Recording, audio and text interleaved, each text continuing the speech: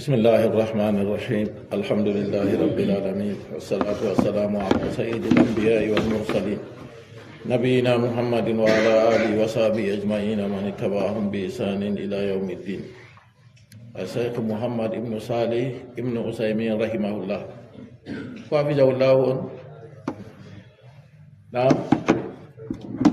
بسم الله الرحمن الرحيم إن الحمد لله نحمده ونستعينه ونستغفره ونعوذ بالله من شرور أنفسنا ومن سيئات أعمالنا من يهده الله فلا مضل له ومن يضلل فلا هادي له وأشهد أن لا إله إلا الله وحده لا شريك له وأشهد أن محمدا عبده ورسوله صلى الله عليه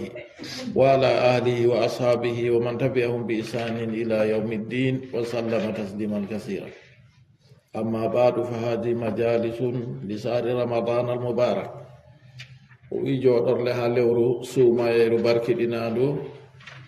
تستوعب كثيرا من أحكام الصيام والقيام والزكاة وما يناسب القيام في هذا الشهر. هذا ما جملة دمتو هو بنا كوجة دود كيتاجي سوما كيتاجي نافقو الكويجة كيتا جاكا eko leɓanta darorde ha lewru suuma e ɓurnano. Kadi modibbo mo en bolwi inde mako ɗo waɗi o tokkidiri ɗum waɗi ɗum joɗorle ɗe ñalomare be jemmare. Kanjum mo winditi ɗum man o wi min bo mi sufti ɗuɗɗum nder khutbaji mako ha deftere innetede Qurratul Uyun al mubsiratu bi tahlisi kitabi tafsira. Ha nder maare on o wi o sufti o wurtini o waɗi ɗum hawtade be moƴƴitinki ko mara haaje moƴƴitinki ɗum e ɗuɗɗinki ko mara haaje ɗuɗɗinki ha wonwuki ɗum ha kiitaji e neediji ko haaje yimɓe jongiti her majum. O wi nden mi inni deftere man ɗo majalisu shahri ramadan, jooɗorle ha lewru suumay. miɗo toro Allah ceniɗo o waɗa kuugal meɗen laamgal ngam maako, o nafra en be kuuɗe meɗen kanko jawmirawo, o duuɗa sahujo o tedduɗo.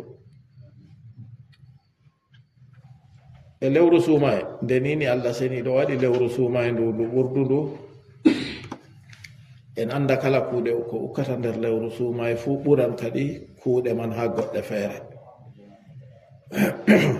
ha ɓura lewru suumay ma.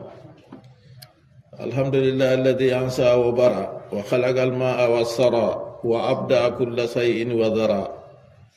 yettore tabitani Allah seniɗo mo ƴowtini kala kuje fuu tagi. O tagi ndiyam, o tagi lesdi, o fuɗɗi kala hunde fuu o moƴƴini ɗum. la yagibu an basari sagiru namli fil layli ida sara. hondorde famarde nder ñibre jemma kayre man to nde ɗo yaha nde wirnata nde accina giɗɗe Allah. wala yajubu an amalihi miskalu darratin fil ardi wala fis sama.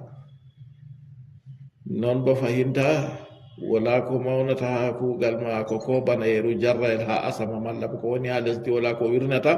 ha kuugal ko accina Allah yigo. lahu ma fis samawati wa ma fil ardi wa ma baynahuma wa ma tahta sara. wodani Allah ceniɗo ko woni ha lesdi e asama e ko woni hakkunde maji e ko woni lesdi man nder leddi man fu. wa in tashara bil qawli fa innahu ya'lamu sirra wa akhfa. to ni a wangini be konngol Allah seniɗo ɗo andi konngol man cuuɗi ɗum magol be bangu ɗum magol fu. Allahu la ilaha illa huwa lahul asmaul husna. Allah deweteɗo wala ko luutimo ɓe gonga kam, wodanimo inde boɗɗe. khalaqa adama fabtalahu summa stabahu fataba alayhi wa hada. o tagi annabi adama o suɓi ɗum ha nder takle maako, nden o jarribi annabi adama tuubi o jaɓi tuubu muɗum. ase min be ma fuu o tagi ndo o jarribi en, nden kato woodi ko en kuwi en to en tuubi ɗo Allah jaɓan tuubu men. lewru suumay ɗo wara ɗum lewru suumay, lewru tuubu, lewru qur'an. wa basa nuhan fasana alfulka bi amrillahi wa jara. o leni annabi nuhu mo jamma ko tabitini he waɗi laanawal ngal doggiri be umrore Allah wa najjal khalila min annari fasara harruha bardan wa salaman alayhi fa atabiru bima jara o hisni annabi Ibrahima ibgo e yiite o wartiri nguli yiite goo ɗum peewol bowngol jam ha dow maako kanko annabi Ibrahima useni taskitorele be hunde ko doggi banniɗo yiite on ɓe kuɓɓi nge ha ɓe sakkina annabi Ibrahima ɗo ɓe tawi wata seede ɓe waɗi hunde wonde feere wiyetende manjanik weeɓi ɓe sakkiniri mo ha yiite go to on taskiti wodi nde en bolwino ɓe waɗan hunde on be kosɗe waɗa bana dankini nden to ɓe waɗi ko ɓe waɗa leggal gongal feere jongal ɓe waɗa ɓe haɓɓa ɗum go ɗo waali ni ɗo waali haa to ɓe waɗa kuuje ɗe ɓe mari haaje ha hunde feere a hoore leggal go ɓe haɓɓa ba hunde weɗɗere ni ɓe waɗa dow ton to ɓe waɗi go nden yimɓe fooɗa leggal go to fooɗi ɗo ɗo wara to tappi ɗo fiɗa hunde go yayana to nden ɓe mari haaje ni ɓe gaɗiran no ɓe pusira cuuɗi cembiɗɗi jamanu ɓoyma iri hunde banni ɓe waɗi ɓe sakkiniri annabi Ibrahima alayhi salatu wassalam way ha wula nder yiite ko ni o wiɓe ɓe rewa Allah goto hidde ko o yana ɗo nda yiite ɗo jaɓa ɓe ɗo ewa amma Allah wartidi yiite go ɗum peewol bongol jam dow maako kadi ɗo a seeɗo taniɗo Allah seniɗo kay woni kiso wa ata Musa 9 ayatin famaddakara fir'aunu wa mar'awa o hokki annabi Musa ayaji 9 feere rowani on en jangina tafsiru na ko rowtani yimɓe gejjiti to be hawtade ɓe ɗo fu fir'auna kañum waajitoray be maaje hultoray bo wa ayyada Isa bi ayatin tabharul wara o sembiɗiniri annabi Isa be ayaje jalanɗe tagefoji goɗɗo mayiɗo waali uwaka o wara o wiya ɗum umma goɗɗo uwama fu o wari o wi ɗum ummi ha dañanama ɓiɓɓe ɓawo ɗon wa anzala alkitaba ala muhammadin fihi albayinatu walhuda o jippini qur'anure dow muhammad hujjaji banguɗi be kanda ɗon nder maare ahmaduhu ala niyamihi allati la tazalu tadara miɗo yettamo dow moƴƴe maako ɗen ɗe seedataɗe ɗo tokkotiri wa usallimu ala nabiyihi muhammadin almabusi fi ummi alqura miɗo waɗa salatu mi silmina dow annabijo maako muhammadu nelaɗo ha jiido gure sallallahu alayhi wa ala sahibihi fil gari abi bakrin bila mira salatu Allah duumo dow maako e dow sobajo maako gonɗo nder be maako nder lowol hoosere aboubacry wala bo ko luuti fewre wa ala umar al mulhami fi rayihi fa huwa bi nurillahi yara e noon salatu Allah be salamu duumo dow umar longinaɗo mo yirata be annora Allah wa ala usmana jawjibnatayhi ma kana hadisan yuftara salatu Allah e salamu tabitiddo sayyidina usman teeɗiɗirawo ɓiɓɓe annabijo ɗiɗo ɗum gewta on ka fewre wala hen ɓe wi o nangue timtayi goɗɗo mo tawi ɓiɓɓe annabojo ɗiɗo so na sayyidina usman radiyallahu anhu wa alamni ammihi aliyi baharil ulumi wa asari sara non salatu Allah be salamu mako tabitiddo ɓi bappa mako aliyu maayo ande e non mo laati ñaɓu heedi leddi ndi wa ala baqiyati alihi wa ashabihi alladhina intasara fadluhum fil wara salatu Allah be salamu muɗum tabitiddo aalo en annabijo e sahabo en maako ɓen ɓe ɓural muɗum sankiti heedi tagefoji wa sallama tasliman kasir Allah hisnuɓe bo hisneki ɗutki ɓoyma yake min famarɓe ɗo komin bowino to lewru sumayro husiti ha waɗa ɗo on tawa fule rewɓe loota limseji mum laaɓa wuwa ci'e laaɓa layɓa kuje muɗum fuu laaɓa yimɓe pat ɗo harakani lootugo non ɗume lewru suumay on ɗo waɗa ha ɓe jaɓa lewru suumay maala cheikh rahimahullah o wi ɗum boɗɗum non man ɗo waɗe enen bo en ɗo waɗa non na en ɗo loota kuje men laaɓa nder lewru suumay ɗo waɗa na en ɗum kala to wiya goɗɗo pentini en julirde bo waɗi lewru suuma ɗo waɗana min be ma bo ɗum en gadi to en lootu ɓerɗe meɗen on laaɓa en lootu ɓerɗe men laaɓa be tuubu laamngu en hesɗitina alkawal hakkunde meɗen be Allah ceniɗo takɗo men en hesɗitina alkawal hakkunde meɗen be nafsuji men en hesɗitina alkawal hakkunde meɗen be takle Allah fufu en lootu ɓerɗe men laaɓa en tuubu laamu en husitane lewru suumayeru ndu Allah seniɗo farliɗini dow men en suumo radu banno Allah seniɗo umriri banno annabijo Muhammad sallallahu alayhi wa sallam yottiniri ngam en laato nder keɓanɓe mbar jaari maaru mbar jaari timmidindi annabijo sallallahu alayhi wa sallam o tabbitini jara ayatumul hilala noy o wi to nimelde suume ha lafaju feere bo to ngiide suume to nde wirnama dow mon timmini limgal 3 to ɗo ko en bolwino nanego ko woni dow meɗen lebbi pat en fufu se en taskita en anda lewru fu nde dari amma nayo mi anda lewru wayro du suuma e ma nde dari to lewru suumayeru dari min mi waban wiya kay ɓe fewan e fewata an to a wonno kadi Allah ɓe fewan ka daya ka e nde laatake non man en taskitan jonta kam en heɓa habaru ha wardata to habaru wari ni en do gonɗini on bana setinowo to setini ni en yewi suuma en do gonɗini e ko waɗi to ɓe mbi en lewru suuma e dari en gonɗinta yimɓeji accayam ɓillugo to miɗo ha radio ƴowna ɓe yi lewru ha babal kaja wayne ɓe wayne yi lewru ha babal kaja na yi ɓawaɗo ka to mi yema sen maɓɓa tan ngam wiigo ma a wi hakkunde am be maɗo a tamma mi bolwan ha radio mi yecca yimɓe na waɗata dina islam nano se tokkira ha laamiɗo julɓe kanko bo oɗo wondi be liman en be modiɓɓe ton se to tabitita on accuka noon ma jotta kana on yiɓe waɗi be yimɓe ardinanɓe hala lewru man ɗon goto tabiti ha ɗo se ɓe yerɓana yahunde to confirmi waɗa jotta kam to ɓe hokkitimin mi lutta bolwugo yimɓe julɓe to a nani lewru suumayeru dari derɗirawo julɗo waɗu anni a toru Allah suuma to a nani lewru julɗadu dari juulu sumdu be julɓe sumtidit be julɓe lewru suumayeru ɗum lewru ndu alkaweje juulete her mum lebbi goɗɗi luttuɗi ɗo juuleta hajjudu amma nana alkaweje kam alkaweje ɗo juldu be yimɓe ha juulirde juldu be liman en ha juulirde an liman juulu ha a juula safay be witiri fu be maɓɓe a lutta hotugo na to a juuli jotta kam alkaweje darɗe 10 ni a umma a herinda a ɗumana goɗɗo feere a lolla ɗum a wurta aɗo holla yimɓe aɗo rewa Allah on kat na annabijo sallallahu alayhi wa sallam a juldi be yimɓe ɓe naafi ɓe winnuɗaɗo Allah tan min giɗino a naafa ɓe amin ha weeta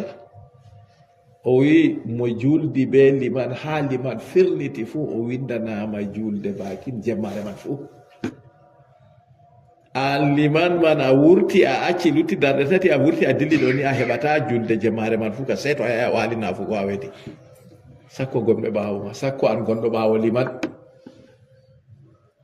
to lutti o andi lutti safay be witiri ni se o wurto kanko ga oɗo herinda fu ha yimɓe mata ha yimɓe yiyama oɗo wurta woɗayi derɗirawo barjari ma ustan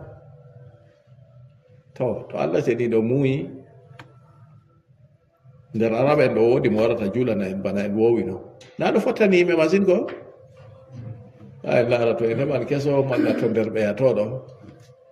moye ɓuri welugo dande nder ɓe on wowi ɗo on ɓuri yiɗugo wolwu aɗo laara yam ɗo mi andi a yiɗi haala wolwu ha Mamoudou hooti hamidahullah Mamoudou hamidahullah to e luttuɓe bo fay salah aslahullah jotta kam woodi goɗɗo feere ɗon to wari ma bo waɗi to waray bo salah waran inchallah en habdo en ballotira en kabde to ni ɗum waɗi no Allah seniɗo waɗi lebbi 12 pat en nafano bo en nafan arande nde Allah seni o jippini aya ya ayyuhal muzammil jangana men so de الليل إلا قليلا aha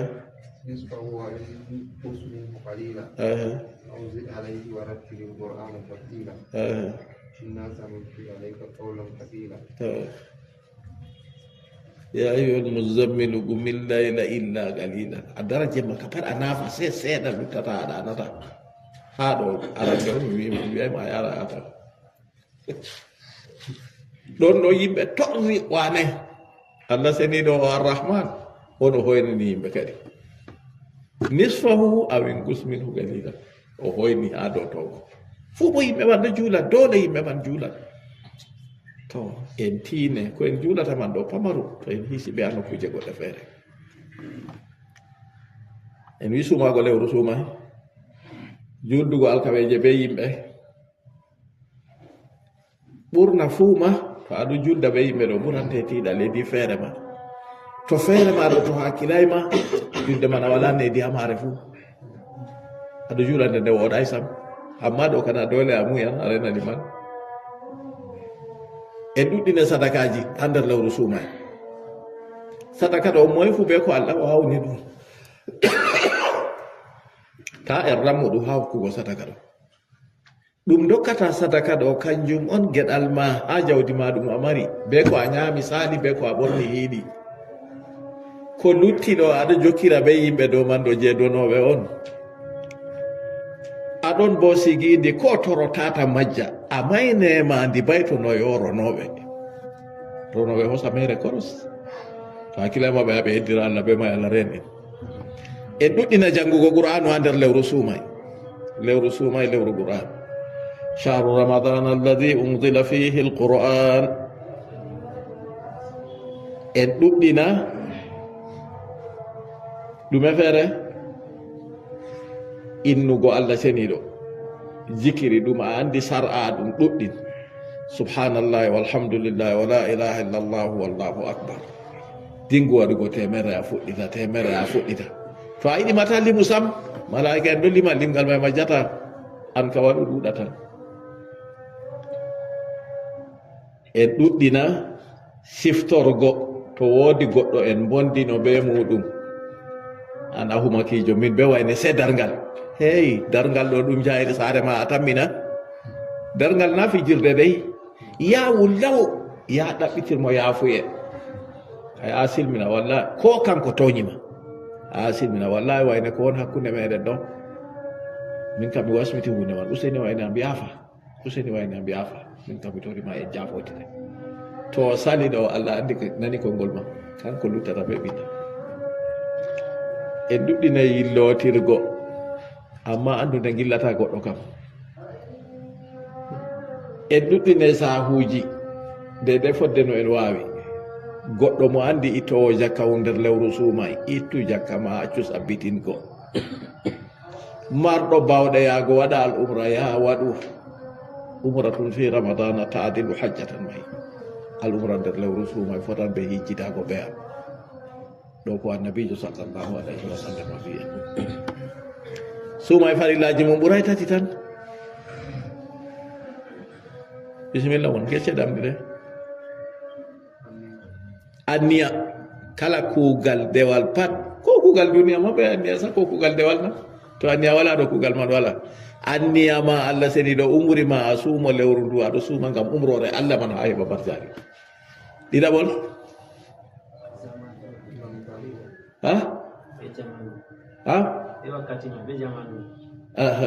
nangtago ye jamanu man